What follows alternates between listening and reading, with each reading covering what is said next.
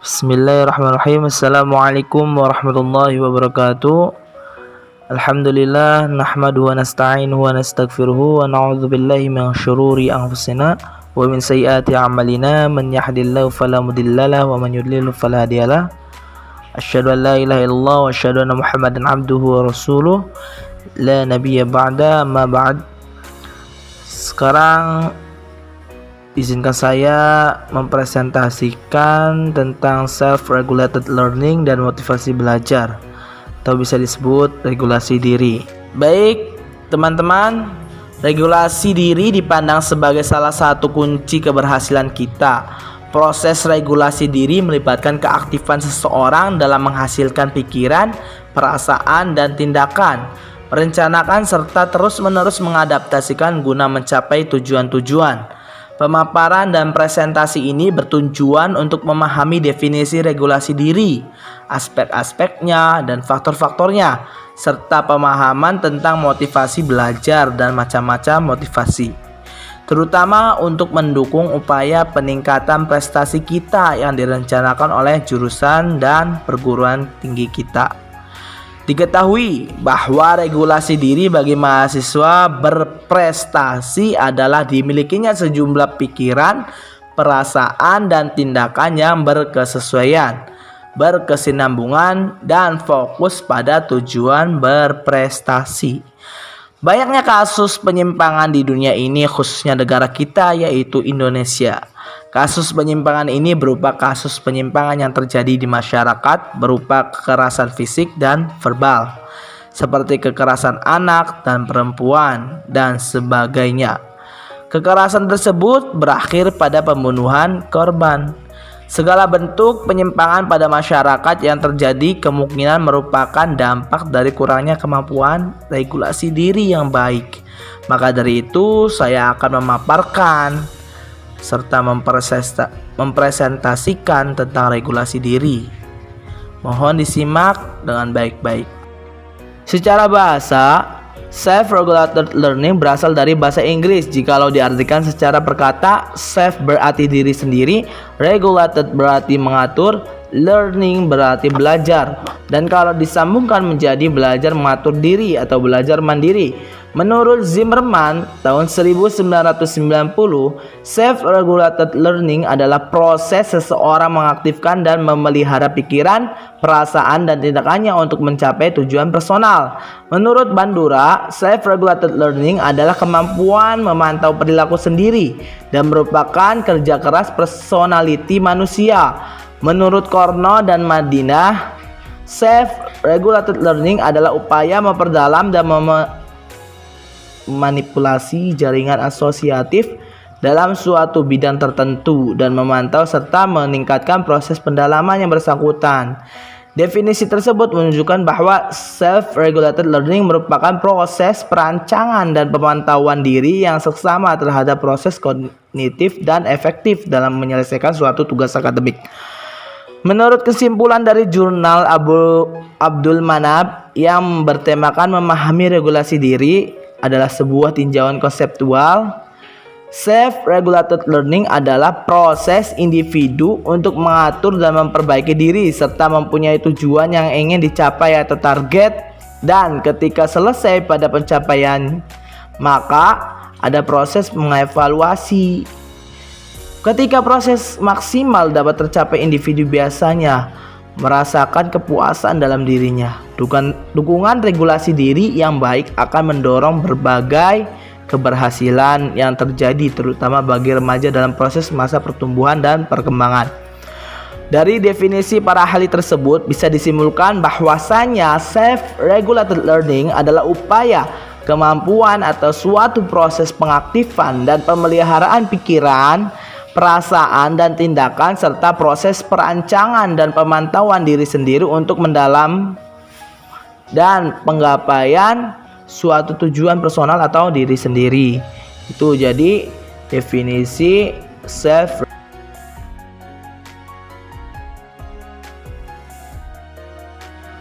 Sedangkan aspek-aspek self-regulated learning, menurut Zimmerman, self-regulated learning terdiri dari 3 aspek, umumnya dalam pembelajaran akademis, yaitu kognisi, motivasi, dan perilaku.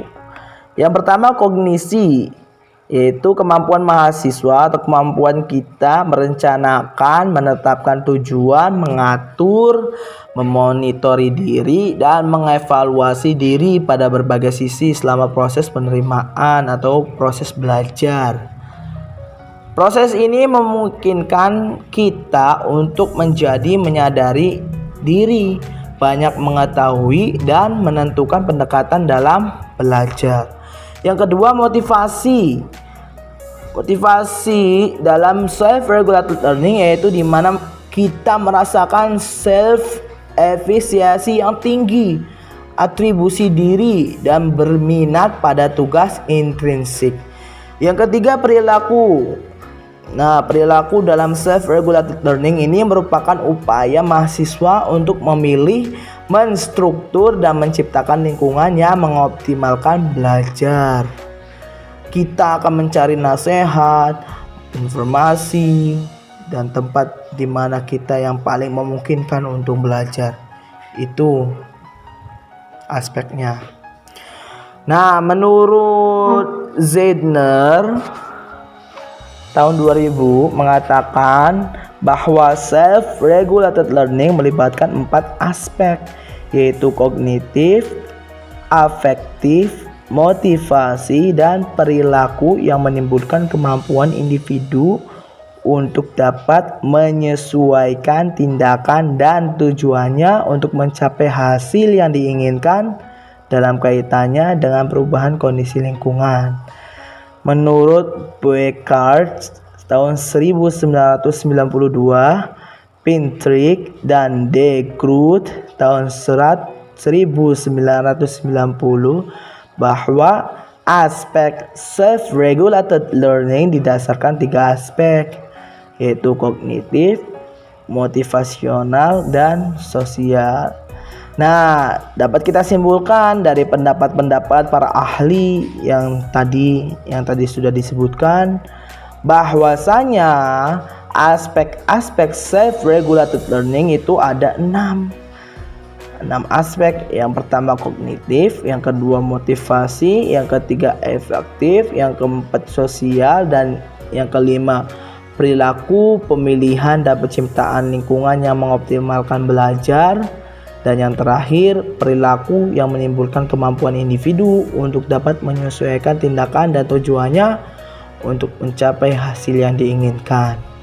Itu adalah aspek-aspek self-regulated learning menurut para ahli.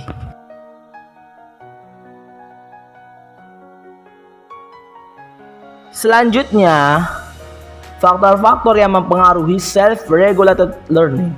Menurut Zimmerman dan Pons, ada 3 faktor yang mempengaruhi self-regulated learning. Yang pertama individu, yang kedua perilaku, dan yang ketiga lingkungan. Adapun individu itu seperti pengetahuan individu. Semakin banyak dan beragam pengetahuan yang dimiliki individu akan semakin membantu individu dalam melakukan pengelolaan.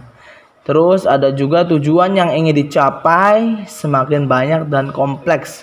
Tujuan yang ingin diraih semakin besar kemungkinan individu melakukan pengelolaan. Jadi benar-benar individu ini mempengaruhi self-regulated learning. Nah, yang kedua itu perilaku.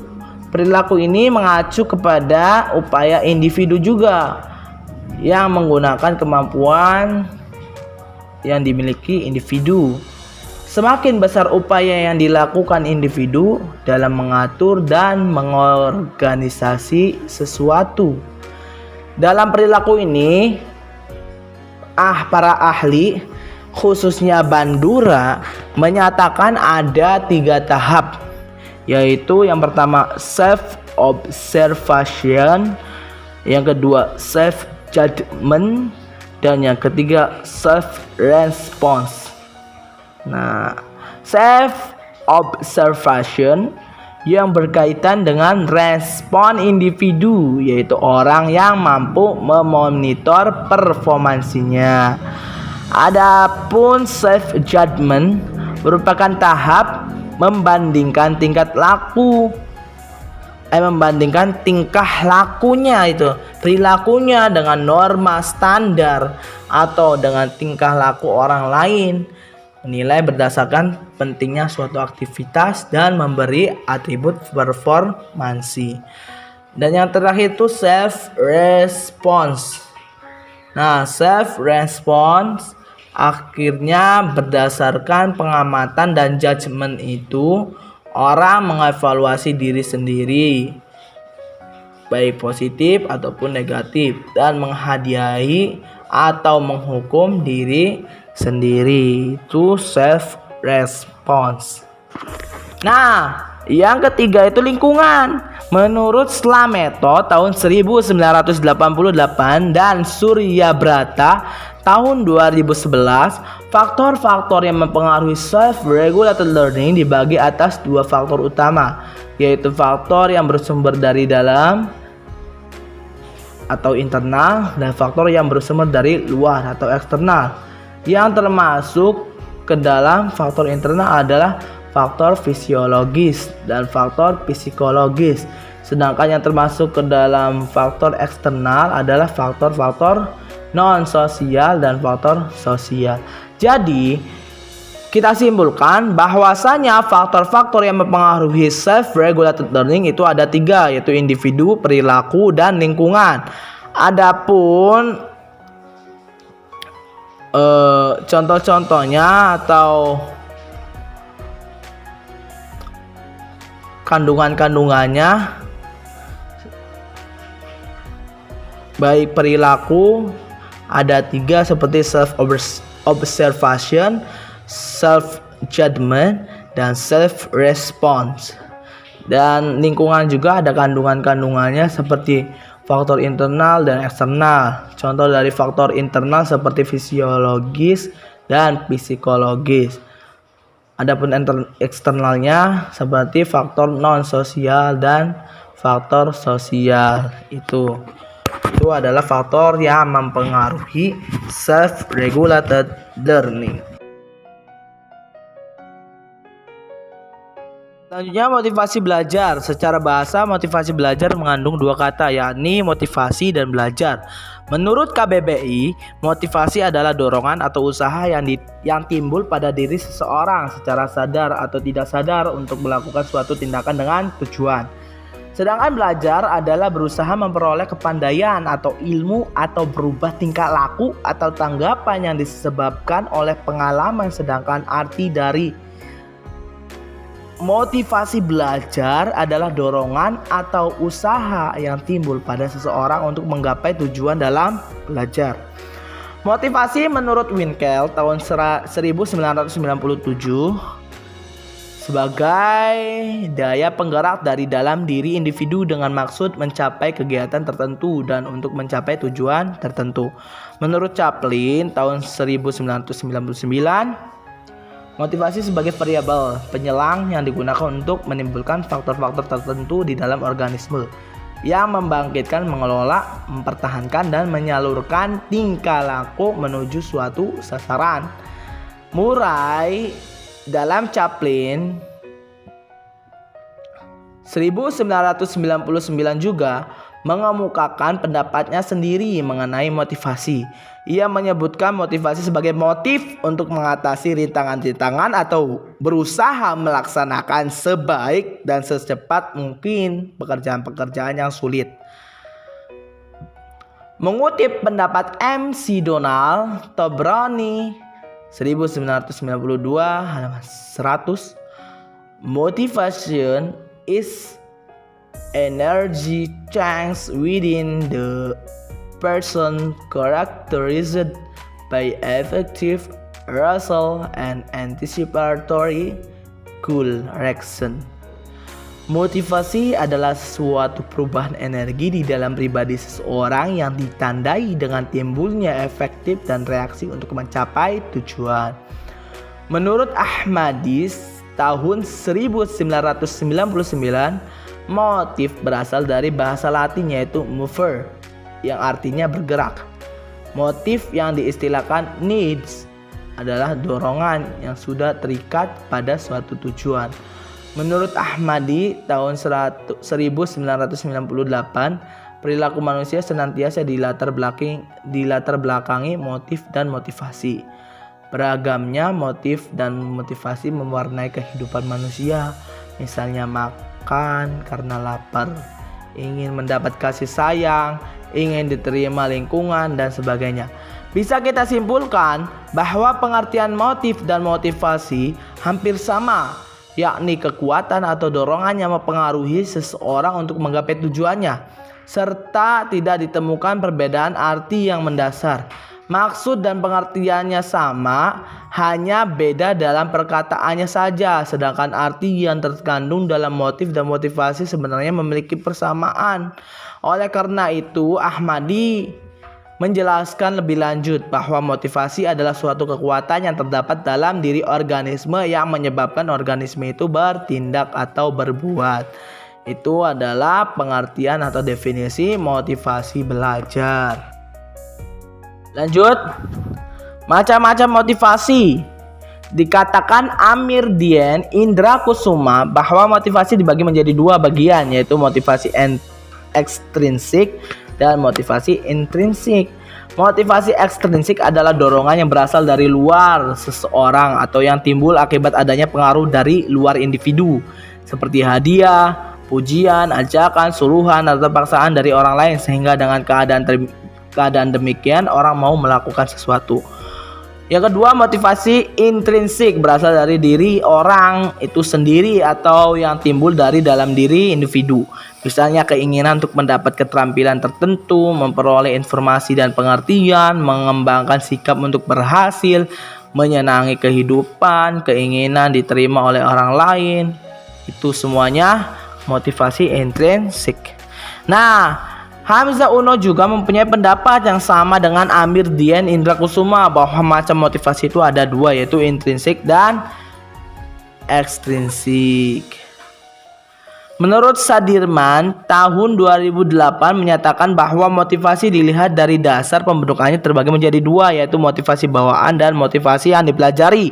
Adapun bawaan dalam motivasi ini biasanya sejak lahir sudah ada, jadi tanpa perlu dipelajari, contohnya dorongan untuk mandi, makan, minum, bekerja, istirahat, dan lain sebagainya. Yang kedua, motivasi yang dipelajari. Nah, baru motivasi yang dipelajari ini timbul karena dipelajari dan dipahami terlebih dahulu.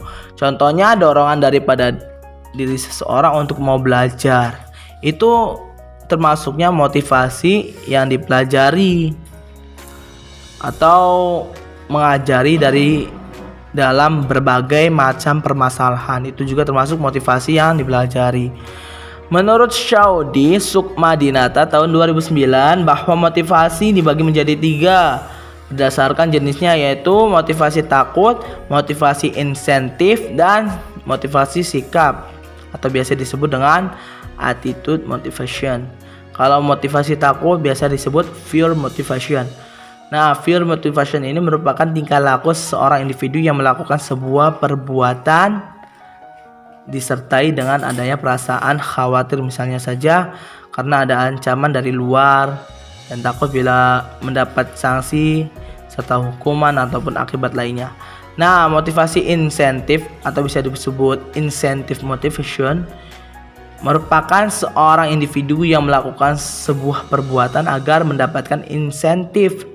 Bentuknya bisa bermacam-macam, bisa berupa penghargaan, gaji, hadiah, bonus, dan lain sebagainya. Sedangkan yang ketiga, motivasi sikap atau attitude motivation. Attitude motivation ini adalah sebuah sikap yang menunjukkan adanya ketertarikan suatu objek, biasanya lebih bersifat negatif, serta pembawaannya dari dalam individu tersebut. Berbeda dari dua motivasi sebelumnya yang bersifat ekstrinsik dan negatif dari luar.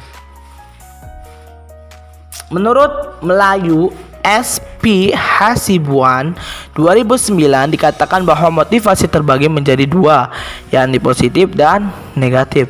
Adapun positif adalah tekanan dengan hal positif kepada orang lain. Contohnya seseorang manajer memotivasi bawahannya dengan memberikan sejumlah hadiah bagi yang memiliki prestasi cukup baik.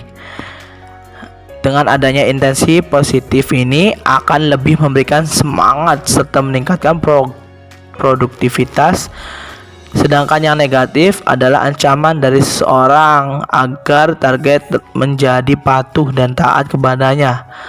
Seperti contohnya, seorang manajer memotivasi bawahannya dengan sering menerapkan hukuman dan sanksi untuk pekerja yang kurang baik. Tingkat produktivitasnya serta prestasinya rendah. Namun dengan adanya intensif negatif ini dapat menyebabkan semangat karyawan menurun karena ketakutan. Nah, dari awal kita bisa simpulkan dari pendapat-pendapat para ahli bahwa macam-macam motivasi semuanya ada 9, yaitu motivasi ekstrinsik, intrinsik, bawaan yang dipelajari, takut, intensif, sikap, positif, dan negatif. Oke, baik, mungkin cukup sekian dari saya. Kurang lebihnya mohon maaf. Wabillahi taufiq wal hidayah. Wassalamualaikum warahmatullahi wabarakatuh.